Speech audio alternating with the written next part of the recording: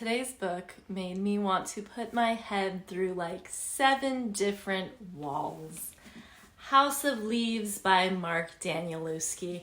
I was so disappointed by this book. Hello, welcome. My name is Leah. This is my channel, Dirty Little Literate, where I like to talk about books that are weird, disturbing, awkward, etc. And I try not to talk about books that suck. No, it's not that it sucks. It's not that it sucks. This is just a personal opinion. I did not enjoy the experience of reading this book. And I don't want to say like extremely high hopes, but my expectations were not met. They were better than mediocre expectations. Like I had some expectations with this book. I had heard so many other booktubers talk about this book. It generally was on people's lists of, weird or disturbing, bizarre books. So, oh God. So, I don't even know what I'm going to do with this video. I'm not going to tell you everything that happens in this book. This is honestly more of a cautionary tale. Like, this is me warning you, maybe don't read this book. I don't know. Again, I don't want to say that it's a bad book. I think a ton of people love this book, and I think the idea behind it is great. And it's not even that I think the author's a bad writer or did a bad job. It's just the structure of this book does not work well for me, and I honestly thought it was going to. So let me just tell you a little bit more about what we have going on with this book. So the premise itself, which I do enjoy, it's basically about this family, the Navidsons. Navidsons. I'm gonna say Navidson. This family, they move into this house, and the husband quickly finds that the measurements of the house on the inside are like, I don't know, maybe like half an inch bigger than the dimensions of the house on the outside. And once he realizes this, we just can't have that. He has to check and double check and triple check, make sure he's not going crazy, because obviously this is an impossibility. And he is wondering if he's losing his mind, but clearly he's not, because he gets other people involved. He gets people kind of in all different realms, whether they're into like architecture, carpentry, like whatever it is, physicists, I don't know. He's getting everyone and the kitchen sink involved to figure out what's going on with his house. So I have no qualms at all with this plot. I think this is very intriguing. You want to know what's going on. And this book, to me, I thought, is going to kind of be like a horror book told in an unconventional way. I did hear some people saying like, oh, it's kind of like 3 different stories in one, and you're getting different perspectives. And so I wasn't exactly sure what to expect. I did hear like, okay, yeah, some of the pages, the writing is written upside down or diagonal, or there are certain words highlighted. Again, I'm really not even mad at that either. I like a good little creative format, not mad at that. Like I said, it's about this family. But this book is not told from the perspective of this family. There's something called the Navidson Report, and it's basically a series of videos that this husband in the family took in order to explore what was going on with the house. And these videos were released, and there's a lot of speculation. Is this real? Is this edited? What's going on? And I guess the videos gained a lot of notoriety. Now, a lot of this book is somebody writing about these videos, but the way that they're writing about it is very much in like a academic, kind of wannabe scholarly type of writing that is like pulling teeth having to read. This person who wrote this is going into an absurd amount of detail about things that nobody cares about. So there's a lot of footnotes throughout the book and citations. So you'll get like, 4 or 5 citations per page. And at the bottom, like the little footnote, it's nothing cool. It's just whichever article that information came from. So at first I was thinking like, oh, I don't want to miss anything by not reading absolutely everything, because I almost got the sense that, oh, are we supposed to be picking up certain hints or clues throughout the book that are going to give us more information, or like, do we have a code that needs to be cracked. But reading all of these footnotes, they're just titles of articles. There's nothing that you're going to get from reading them. Some of them will expand on things a little bit, but it's never anything that is worth reading about. And he is deciding to explore pretty much anything that could be connected to the idea of what's going on in this house or in these videos through like 1,000 degrees of separation. So whether it's about the science behind echoing or like HVAC systems, there are so many pages that have a box in the middle of the page that is just listing out HVAC equipment, or just different like materials, or it's trying to get like philosophical at some points. It's trying to get into biblical stories or mythology, but none of it is ever interesting in my perspective. And he just beats it over the head for so long. You have to read so much stuff that feels like it has nothing to do with the story, and it just feels like you're reading a textbook. The majority of this book felt like reading a textbook, and it reminded me like when I was in school, when I would be assigned reading in a textbook, I had this thing where like I'm such an honest person that I can't lie about reading it. So I would have to read it, but I would just look at the words, but I would not absorb any of the information. And that is what reading this book felt like. I felt like I was doing a job and checking the box by reading all of this, but I was not getting anything out of it. And I was getting so frustrated because the story itself with this family and their house is actually interesting. And that just felt like it was the smallest chunk of the book. Now, so if that were not enough, the man who wrote what feels like this textbook, his name is Zampano. So he is dead, and there is someone who found this manuscript that we are reading that feels like a textbook. And this person found this manuscript after they discovered Zampano's body. He was dead in his house. And they collected all of this stuff from this manuscript, and they decided that they wanted it to be published. And so we are getting his perspective as well. So right now we're like 3 layers in. So the man who is getting this manuscript published, Johnny Truant, we are getting a lot of his little spiels throughout the book as well. He is commenting on things that Zampano has said and like speculating kind of about where he was going with certain things and what he was trying to achieve and what he thinks of this guy. And basically, Johnny is very mentally unwell. He is clearly losing it. Basically, after reading this manuscript, it seems like there's something about it that really set him off, and it seems like he's kind of having a mental break, but something about the idea of this Navidson house is making him go crazy. And this manuscript, it's like all he can think about, and he stops eating, he stops taking care of himself. Everything is about the house and him trying to find it. And he will also just share kind of random monologues of certain events in his life, and none of them are particularly interesting. Some of them are like his sexual escapades. There's one thing where something really bad happens to a dog that I did not appreciate. And honestly, even as I'm describing this book, aside from the textbook part, like, okay, this guy losing his grip based on what was going on in the house and the whole story about what was going on in the house, honestly, to me, that still sounds interesting. So it's just so unfortunate that somehow the way it was executed was just not interesting.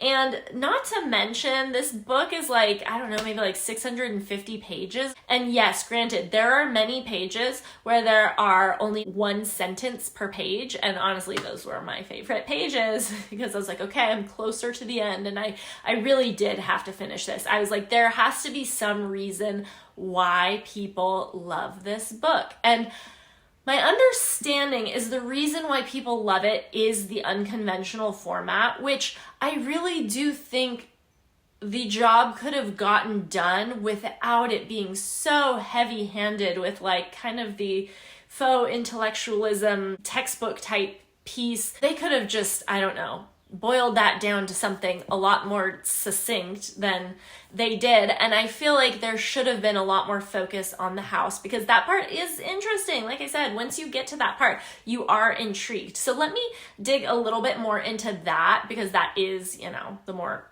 redeeming chunk of the book, but it's not one chunk. It's just kind of sprinkled throughout. So that also kind of keeps you going, because you're like, okay, we're eventually going to get back to the house. So to go back to this family and the actually interesting part, one day when the family wakes up, there is a door in their house that wasn't there before.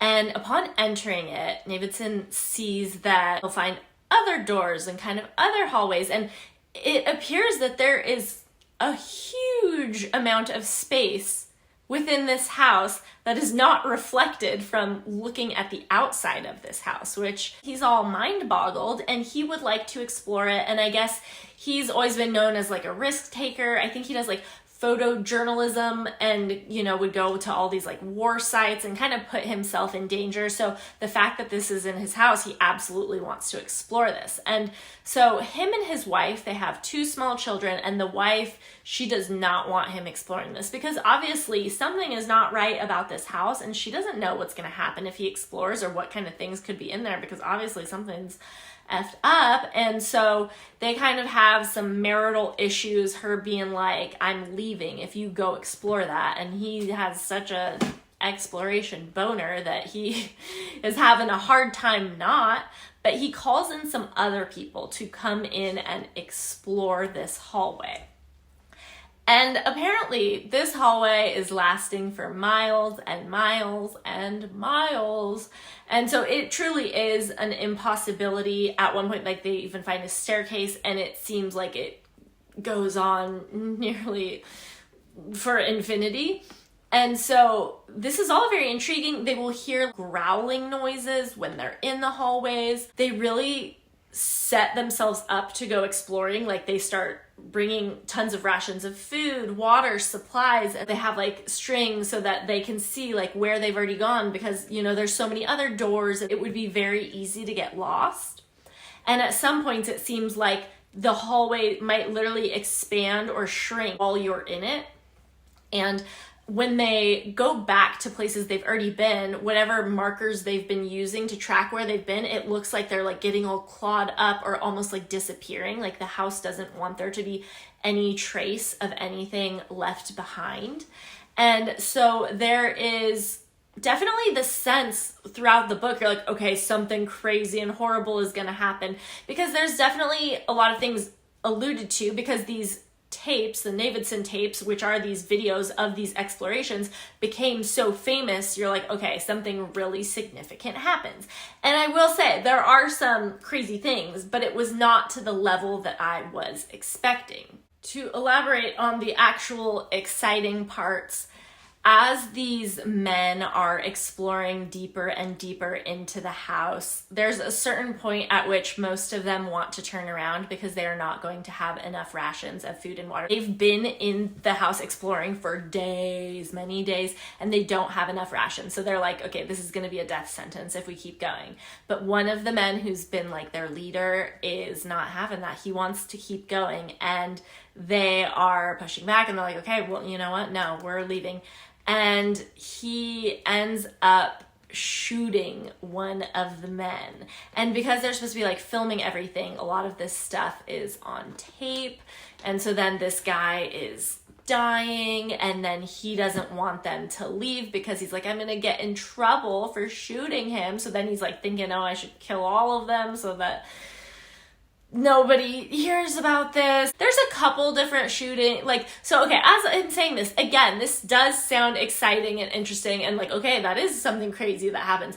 I don't know. I guess I thought it was going to be more something in the house that got to them rather than just they themselves. But I understand why that would be really exciting to the public if these videos of the explorations like have like these like deaths on tape. That is pretty crazy. It also is sounding exciting because I am literally bullet pointing for you the most exciting parts of the book. And like, imagine reading a 650 page textbook. Every once in a blue moon you have something good amidst so much, like at some point that's literally talking about different like chemical elements and just like listing chemical elements. Like, so boring.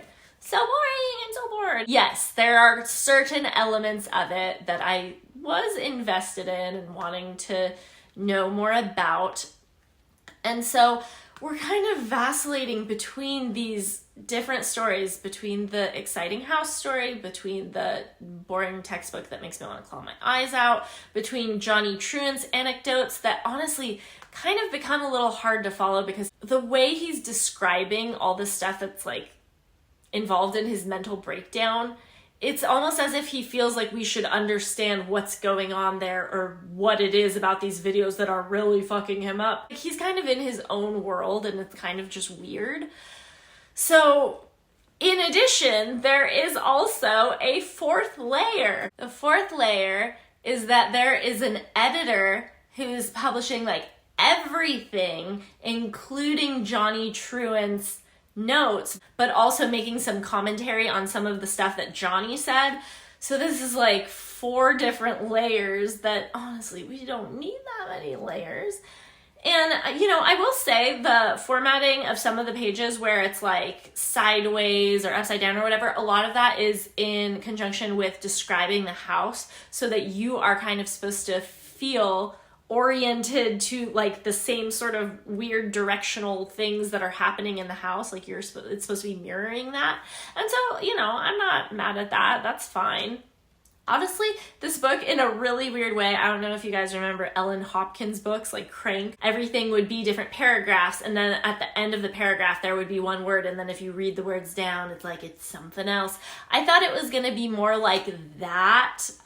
There is a little bit of that at the end, but for the most part, nothing. Like, for example, the word house was highlighted in blue every single time it was mentioned, and so I was just curious, like, okay, what is the purpose of that? What does that add? The answer is nothing. There's no reason for that. That's just what happens. So part of the exciting part, getting back to that a little bit, at one point Davidson does decide that he is going to explore in the hallway because some of the men have been gone a really long time and he's worried about them and he's going to go rescue them. So he does go and do that. At one point, the house does start sucking people into it. Like the bottom just like crumbles, this pit to nowhere. It's not like a normal house crumbling. And so Davidson's brother gets sucked in and dies. The whole thing is hectic, chaotic.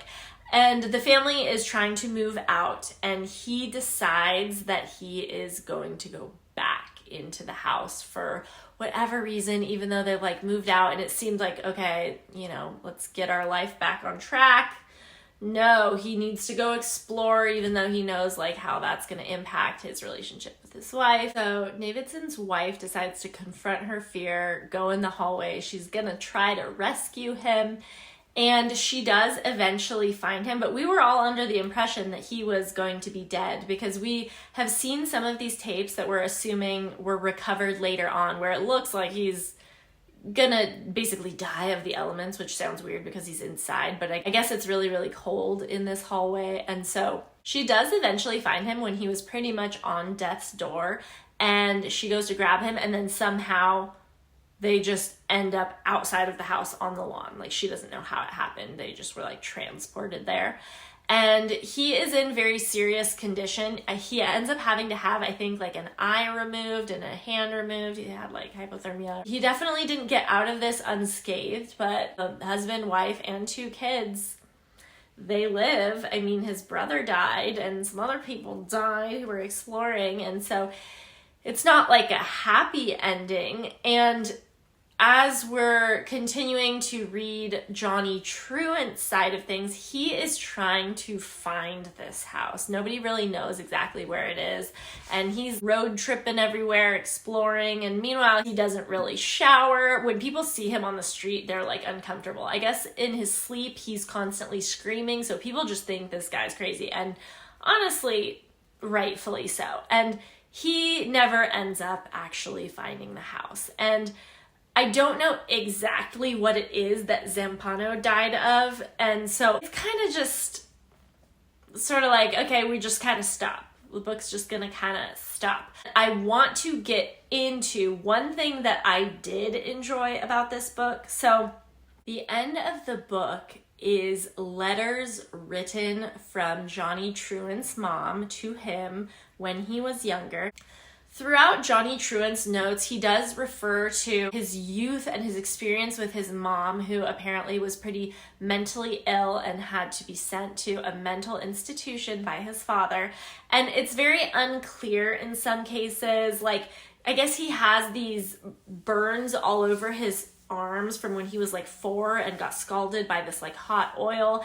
And in some cases he's saying like, oh, he just tried to catch it because it was falling. And then in other cases, based on how he's talking about his mom, you're wondering like, oh gosh, did she throw the oil on him?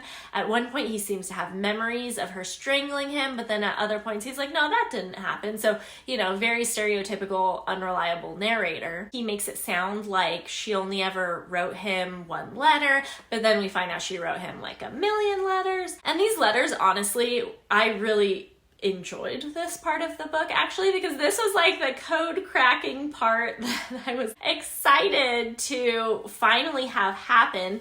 Now, we also see her mental decline through these letters. At first, you're like, wow, she seems like such a loving, wonderful, amazing, stable mom. That's pretty sad that she's locked away, and she just seems over the moon about her son, honestly, to the point where it almost feels like, maybe I'm just a creep, but like, almost feels like she treats him the way you would like a lover, like the way she talks about him. It's kind of strange. So she seems like, you know, his number 1 cheerleader, and she's writing him all these letters while he was in and out of all these different foster homes.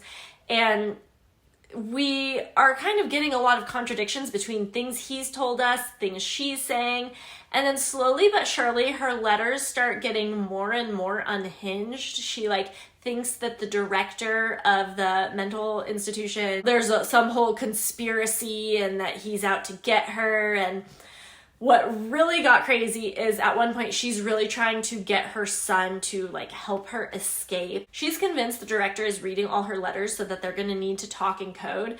And so she tells him, okay, you're going to need to read the first letter of each word that I say and pair all of those letters together to find out what I'm really saying. But the reason this is super unhinged is because you just said that in a letter that had to actually get sent and probably was read. Okay, we're just gonna ignore that piece of it. But also, the letters she's writing, none of the words string together in any normal way, so it would be so 100% obvious to anyone reading it that it's supposed to be a code, and it's not a hard code to figure out. But basically, in the letters, she's telling him that like everyone in the institution is raping her, like all the staff, and it sounds horrible, and she's doing horrible, and she needs him to save her. And so yeah, she's not doing well. At one point, she even admits to strangling him as a child because she was trying to save him from life being really like a bummer. Life's a bummer. I don't want you to have to deal with that, so let me just strangle you. So we do find out that there are apparently times where he's visited and she didn't recognize him, but she's saying, no, I definitely would have known if you were there, so they probably hired like an imposter to pretend to be me, and I get that you were fooled, that's okay. At one point it does seem like she's maybe getting better on some medication, and then we find out she died. She takes her own life, so it's all very hectic. At one point in the story, Johnny almost murders someone. He becomes pretty violent. So there's just so many things going on, and I assure you none of them are as exciting as they might sound as I'm retelling them. I promise. Well, I don't want to promise because I'm sure some people thought, you know, these were interesting. So I don't know. The book, I don't even know what to say about the ending, because like, okay, the piece with the mom's kind of interesting, and you know, okay, dude lost an eye and a hand in the house, so like there's some like interesting components to it, but overall I did not leave with a satisfied feeling. I did enjoy, you know, cracking that code of the mom's letters. I was so interested in seeing the ratings on this book and how high they were. And maybe I just don't have the patience for this kind of thing. But one thing that was kind of crazy is some people are like, well, you're not supposed to like read everything. That's not what it's about. Like, it's like, cause you know, it's just optional to read what's in the book. Like, it's supposed to be more conceptually what it's about, which is fine, but once you do the conceptual thing and only include stuff that's worth reading, what is the point of putting stuff in that's not meant to be read? And how are you supposed to know when you should and shouldn't read? I think that's a little crazy, you guys. So again, the concept, not a bad concept. I think it could have been executed differently. I know that the way I told this story was kind of jumping in all over the place, but that's because that's how you feel when you're reading the story. When you are invested in where something is going, you're pulled right out of it. And sometimes it's because midway through a sentence, all of a sudden Johnny Truant wants to go on a 5-page spiel about something unrelated, and then you jump back to the part that you actually wanted to continue to be in. Honestly, this is the first video I've made on a book that I did not like, and I really needed reading it to not be for nothing. And because I was so intrigued when I'd heard about the story, I'm hoping that, like, okay, maybe people can kind of get the gist from this video and maybe not have to spend time reading 650 pages.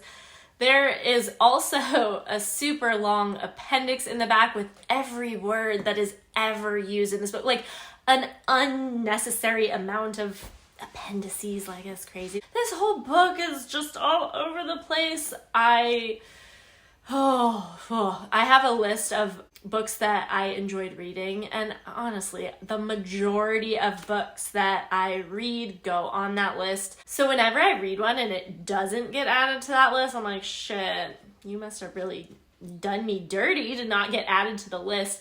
Now, because I know so many people like this book, I am so curious, like, if you read it and liked it, I would like to hear more about what you thought. Because again, I'm not saying it's a bad book, I'm saying that I didn't like it. It was so hard for me. It was a struggle. This was exhausting. This was an exhausting journey. So yeah, House of Leaves, I'm not going to recommend it. I'm just not. You can't make me. I'm not going to. But if you liked it, happy for you. I'm happy for you. Okay. I will see you next time to talk about a book that I enjoy, okay? I almost said I love you. I love you guys. Like, I'm so used to hanging up the phone like, love you, bye. But yeah, no, I do. Love you, bye. Okay, bye. See you next time.